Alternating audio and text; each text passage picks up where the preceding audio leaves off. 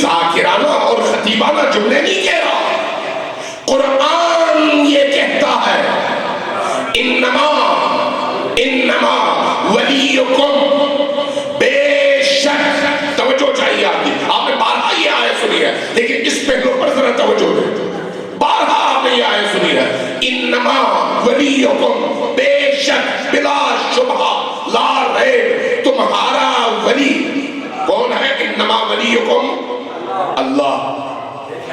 ولی ایک ہی لفظ ہے، تین اس کے مصادیق ہیں، تینوں کے لیے لفظ الگ الگ اللہ نے استعمال نہیں کیے۔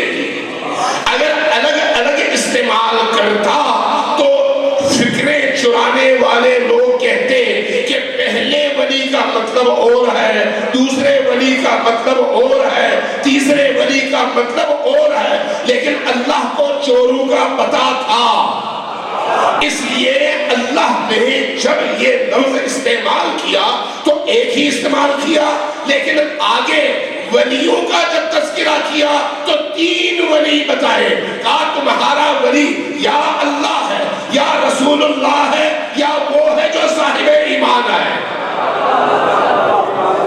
وہ جو صاحب ایمان ہے۔ صاحب ایمان کون ہے؟ یہ قرآن کہتا ہے، میں تو نہیں کہتا۔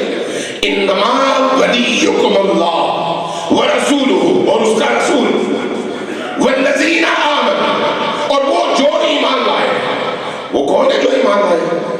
جو رکوع کی کیفیت میں اللہ کے نام پر مانگنے والوں کو عطا کرتا ہے، عطا کرتا ہے۔ میں اس آیت پر بہت زیادہ تفصیل میں اور ڈیٹیل میں نہیں جاتا، صرف اشارتاً گزرنا چاہ رہا ہوں، آپ کا ذہن ذرا قریب آئے۔ ذرا سوچئے، ولی کا لفظ اگر ایک ہے تو اللہ کو بھی اس آیت میں ولی، رسول کو بھی ولی، اور علی کو بھی ولی قرار دیا، تو اس کا مطلب یہ ہے کہ ولایت کا جو منصب ہے، یعنی کائنات کی مالکیت، کائنات کا اختیار، کائنات پر تصرف، اس حق میں جیسے یہ حق اللہ کا ہے، اللہ نے اپنے نبی کو بھی دیا اور علی کو بھی دیا۔